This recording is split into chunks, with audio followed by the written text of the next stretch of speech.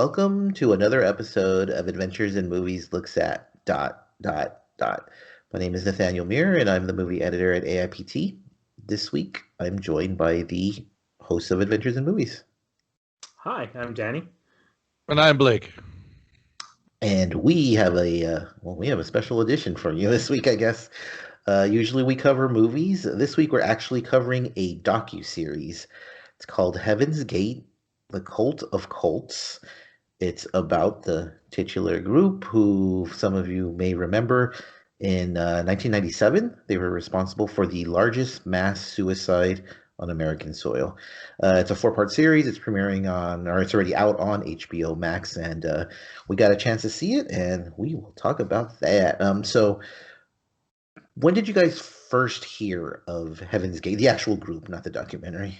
Oh, back in the day. Yeah. I think we grew up throughout this whole craziness. I mean, I would have been starting high school right around that time, I think. So 97, right? Yeah, 97. So yeah, I think that's. Did you hear about them before the suicide? No, not before the suicide. But well, I mean, I felt like there was kind of a media lead up to them all killing themselves. But do you remember that too? That's funny because for sure the suicide was when I was like, oh wow. But I think maybe possibly I heard of them before, like you said, the lead up, like maybe the week before time. But I definitely didn't hear about them before that at all because right. That's so crazy. I don't remember much besides the suicide and Waco. I thought for the longest time. Oh sure. I thought they were the same. Waco thing. was what, 95? Yeah, it's been right around the same time. 93. Okay, yeah, that sounds about right. It's a few years before, and they are kind of closely. Well, actually, they're mentioned in this one.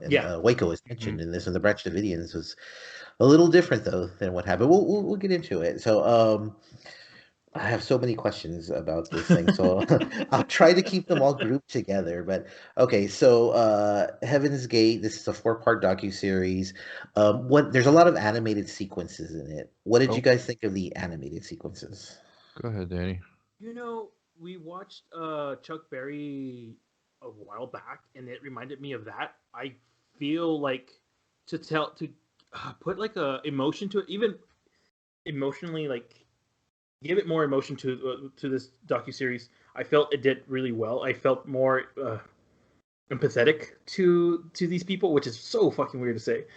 Well, you know what? I think that and getting away from the animation, as I've seen a few things about cults, they never humanize the members. Never ever. This is the only thing I've ever seen where they give personality.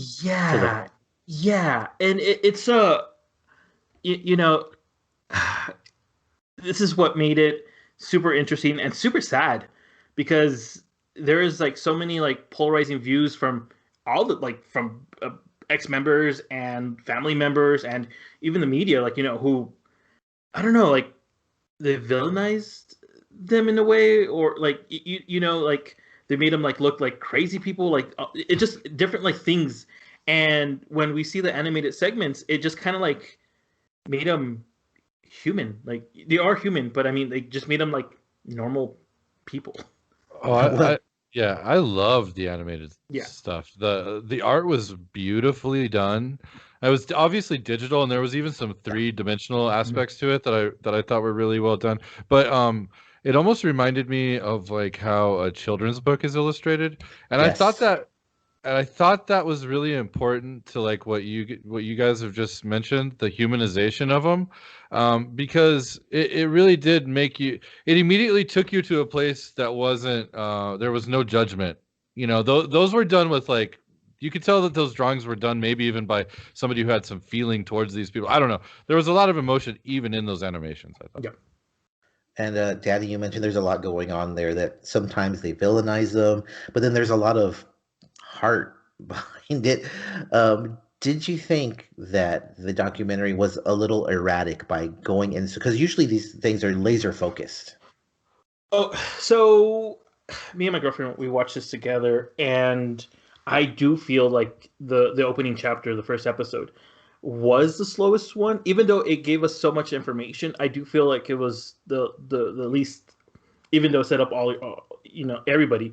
I do feel like it was very slow compared to like the last 3 episodes, where everything was just kind of like just running. We're still getting a lot of back information that we got in the first episode, but it was a little bit more like laser focus, as you mentioned. And I feel where that first episode did feel a little bit disjointed than the other 3, where they already seemed a little bit more polished.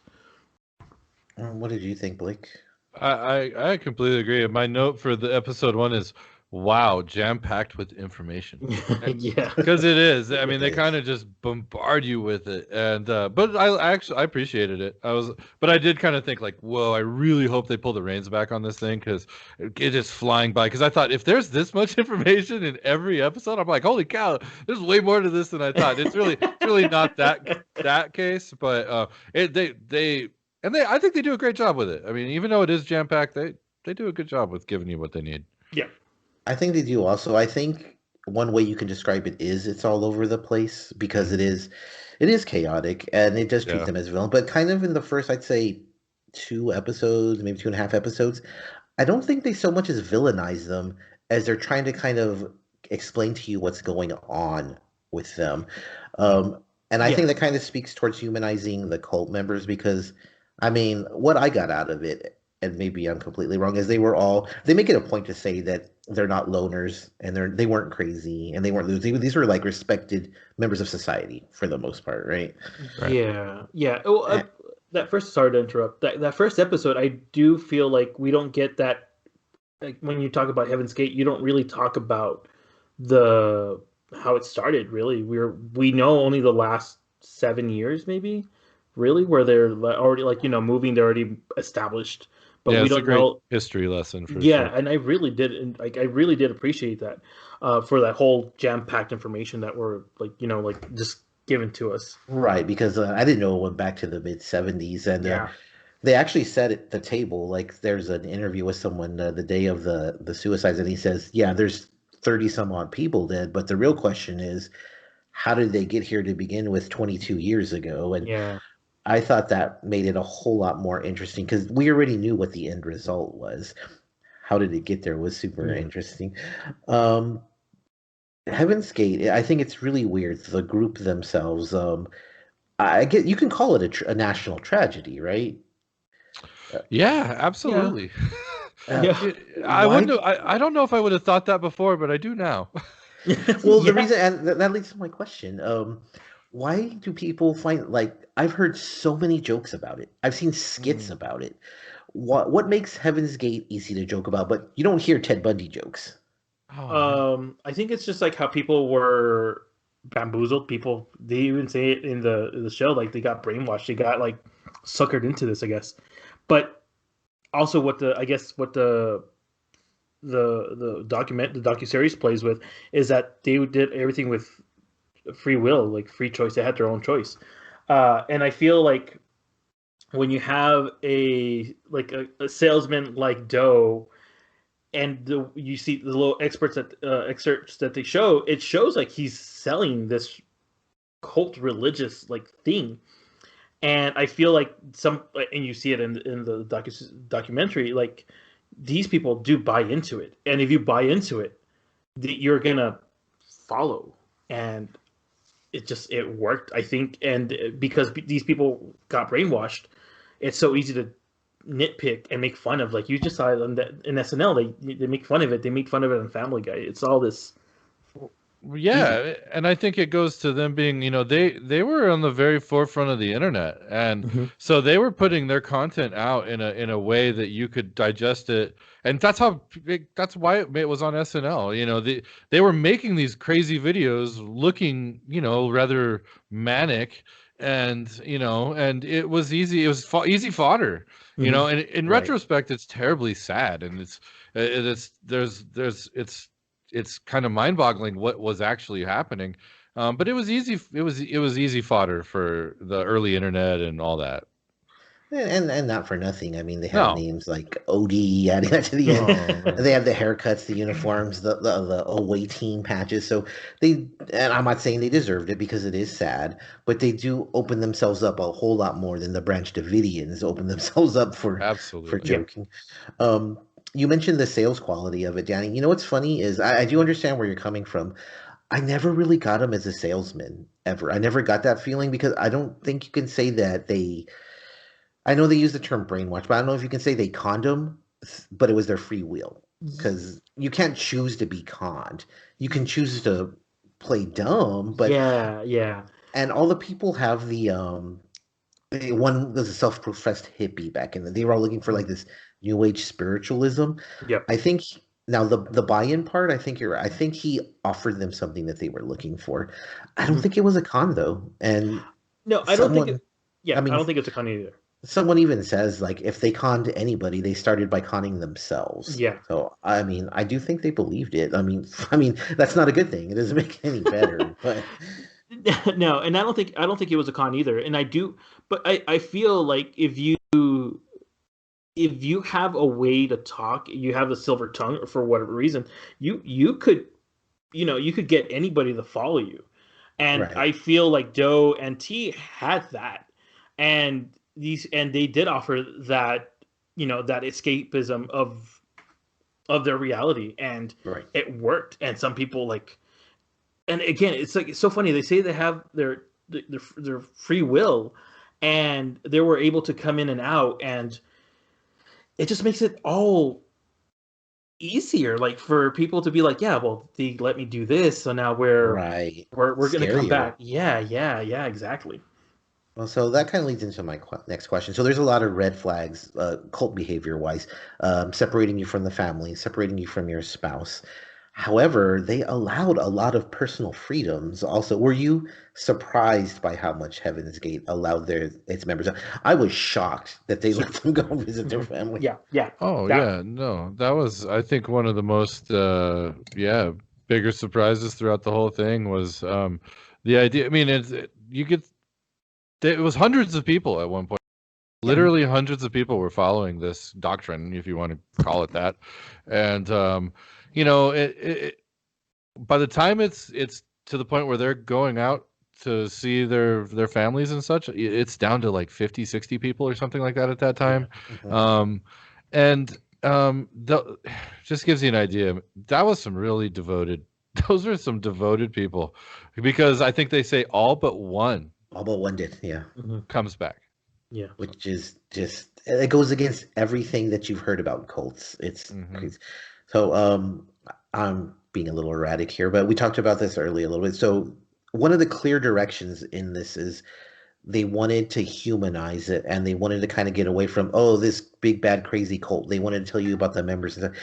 How interested and invested were you in the cult members' stories? Pretty well invested. You know, there's a couple of standouts for sure. Sawyer, I think, Hmm. is Yes, very interesting. I think by far the most intriguing member that's still alive, that they're able to talk to. I mean, well, actually, that's not everybody who's still alive who's involved is Yeah. actually Right. incredibly interesting. But he kind of stood out to me because he was still so devoted to it, and Yes, you very could hear much. it in his voice and the way he spoke. Yeah. And yeah, no, there was kind of incredible. I found it interesting because when there's documentaries or stories or news pieces about cults, you hear about people who escaped or people whose family members. You don't get direct interviews from cult members who are just like, yeah, guys, I'm going to take This. off for a little while. So, Yeah. Yeah. I don't uh, really want to be castrated. Yeah. yeah, Sawyer was a really cool character. Well, talking piece or Person. whatever. Yeah, person.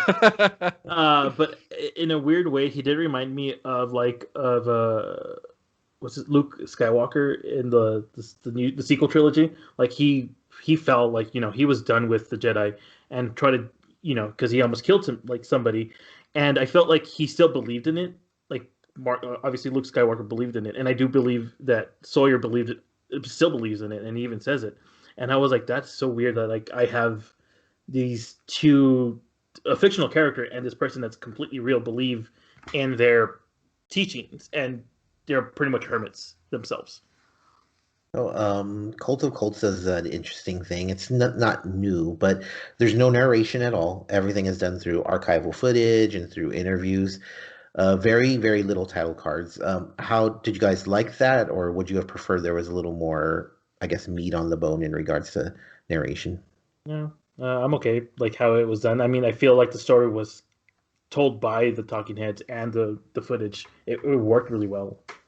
Yeah, I like the way the approach that they took because it was at no point did it feel like anybody but somebody who was directly involved wasn't telling me directly Mhm. what it was. I thought that was a instead of it being like a British guy and then we talked to Sawyer again, like that would have taken away from like the Yeah. actual, the storytelling that they were doing Yeah. very naturally. Yeah, I agree. I think they went with the right direction. Just and going back to the animation, mixing in the footage with the interview, sliding in some animation every once in a while. I think it was a really good package. So none of that ever slowed it down for you guys. Thought that the pacing was really good. Everything went well. They Yeah. they they were long. These are long episodes, but and I think one of the reasons it felt long is because it's kind of emotionally taxing. You know, Yes. it's not that it's poorly paced or anything like that. I thought this was a very profound series. I thought Yeah. this. I felt stuff that had no idea I'd feel for these people. I'm looking at it at a completely different way now, and I thought the emotional thing made it feel like it was almost like you're at a funeral at times because it's like you know what Yeah. you're about to experience, and Right. you're kind of just waiting for it. Yeah. Yeah. It's a very like personal eulogy to these people, even the people that are alive. Like Mm. it's so More worried about them than anyone. yeah, yeah, No yeah. kidding. But I do feel like it's emotionally taxing. Like every episode, like it's just like oh, and by the time that everything is done and dusted, it's just like I just felt like so heavy, and I don't know. I was like, oh man, I go hug my That was all the girlfriend and baby. Baileys you were drinking. That Yeah, was not. yeah, yeah. No, I hugged my girlfriend and baby, and I was like, you know what? I love you guys. Uh, this is Let's just not join cults. yeah. That's what I said, Well, and my it's an girlfriend said, why interesting not? thing. It's an interesting thing when you start with the end, and whether it's in a documentary or in a movie or Yeah, whatever. It kind of takes away from the suspense sometimes. And once you get to that point, I mean, it works sometimes, but a lot of times it ends up. Now, in this case, we know exactly where it's going to end up. But I thought the story, yeah, very emotionally taxing. It gets you very involved. It's a side of it that I wasn't expecting at all. So, I know we've all said that we didn't know much about Heaven's Gate going into this, just the major thing. So I get Blake, you mentioned it changed your opinion of them. What about you, Danny? yeah. No, it definitely changed my opinion on Heaven's Gate. Like it just this whole thing humanized them, and you don't see that with a lot of documentaries or podcasts really that tries to humanize people that are crazy. I guess. They weren't necessarily crazy. No, They they were were not. they, They're not. they were looking for something. Yeah. It I yeah, it made me interested in the human side of other cults. Like Yeah, Definitely. for sure. so like you mentioned how it's not so much that the episodes are long, but they kind of wear on you. Would this have been better as a movie, do you think? No, no. I mean, for reviewing purposes, consume this very quickly, and so I think that's also playing into how I feel about it. No, I think that there's a tremendous amount of information. Had it been a movie, you would have lost some of the really emotional, I think, personally connecting moments and some of the nuance. I think it would have been. It's better served in its series form. I totally agree with you. Like, there's so much information to unpack. There's so many interesting stories. There's so many people involved that if you cut it down, or trying to make a 4-hour movie out of it, it's just no one's gonna watch all that. It's just way too hard on the soul. Yeah. And yeah, cutting Yeah, stuff we out did would. it. It's a hard way. I watched it over the course of a few days, and that was the Oh, best way to digest it. So, Oh. very smart. it's a very serious subject, so I'm going to kind of get away from all the sadness of it. What did you guys think of the music that was used in this? I Oh, thought I'm there was some. so glad you brought that up. What were your thoughts on it? So I thought it was, at first I was like, ooh, like it's kind of like it was like kind of the comic relief that you kind Yes. of, so several of these episodes end and it's kind of like this song that makes you kind of giggle and laugh. And I thought that was much needed. I thought and even when they're doing some more serious things, especially in the last episode with music, I thought the music was outstanding. I thought they did a great job with it. And at first, while I thought I was like, "Ooh, are they making fun of it?" Nah, they're really not. It's kind of just the levity you need at the end of a really serious episode. It's kind of your breather. Yeah, and I completely agree. You remember the game Alan Wake, and each episode, each episode ended with something that tied into that chapter. Yeah. Same thing. I felt it was the breather. I felt it tied into the whole episode. And some of the parts where you get your little montage or whatever, it plays really well. It did a great job. Yeah, it did a really good job. The music played a really great job in this show. I think it was creative. I think it was very well done, and it does kind of take some of that heavy weight off of you. I do think some people will not so much be offended, but they'll be like, "Why would they pick that song?" Right. Like you said, like they'll think that's done for comedic reasons. But I thought it was very well done, actually.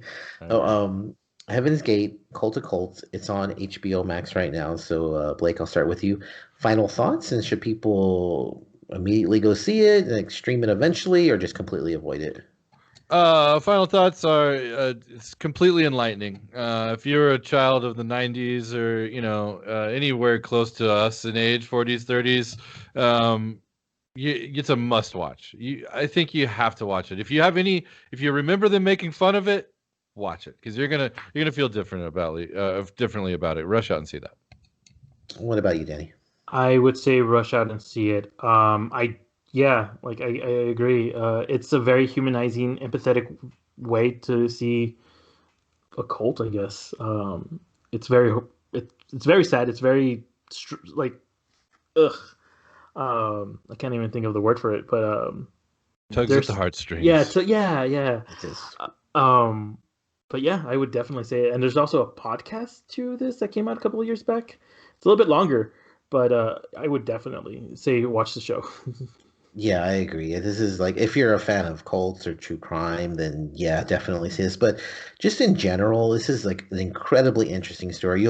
I've never seen anything like this in regards to a true crime or cult documentary. Like, it's coming from a very tender angle. It's long and it's sad, but if you remember it, it'll probably give you a different opinion. If you don't remember it, it's just a very interesting story, but definitely check it out. Next week we'll be here on Adventures in Movies Looks at ... We'll probably go into more familiar territory for us, but open review policy. You can comment below, and we may well check it out. I don't know. And don't forget to like and subscribe. Adios.